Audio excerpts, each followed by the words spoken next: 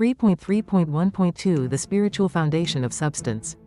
Through his resurrection appearances, Jesus fulfilled the dispensation of 40 for the separation of Satan. While standing in the position of John the Baptist in spirit, he thereby laid the foundation of faith for the spiritual course. In the position of the spiritual true parent, at the same time, from the position of a child, he secured the position of Abel for fulfilling the indemnity condition, to remove the fallen nature. This spiritual foundation of faith, which Jesus laid for the third worldwide course to restore Canaan, was comparable to the foundation of faith, which Moses laid for the third national course through 40 years in the wilderness. God had worked the dispensation to start in Moses' day, by having him establish the foundation for the tabernacle. However, the resurrected Jesus was himself the spiritual fulfillment of the tablets of stone, the Ark of the Covenant and the tabernacle. He gathered his scattered disciples from all over Galilee, and worked the dispensation to start, by giving them the power to perform signs and miracles. 217. The resurrected Jesus stood spiritually in the position of John the Baptist and the position of Abel.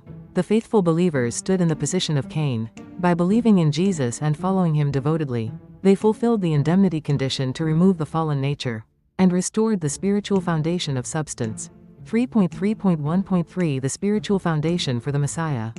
Upon Jesus' crucifixion, his 11 remaining disciples were demoralized and scattered. After his resurrection, however, Jesus gathered them in one place, and commenced a new phase of the providence, the restoration of spiritual Canaan. The disciples chose Matthias to replace Judas Iscariot and fill the vacancy among the 12. By believing in Jesus and following him at the cost of their lives, they laid the spiritual foundation of substance, and the spiritual foundation for the Messiah. Upon this foundation, Jesus ascended from the position of the spiritual mission bearer for John the Baptist to the position of the spiritual Messiah and sent the Holy Spirit. Thereupon, Jesus and the Holy Spirit became the spiritual true parents and began the work of giving rebirth.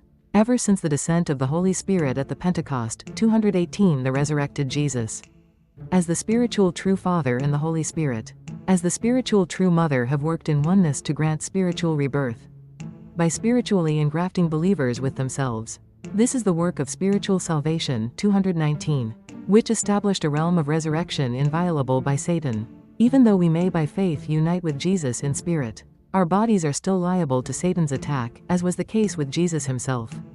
In other words, our physical salvation still remains unaccomplished. Still, if we believe in the resurrected Jesus, he will guide us to enter spiritually his realm of resurrection, which is invulnerable to satanic invasion. There we are released from the conditions which allow Satan to accuse us, and we are spiritually saved.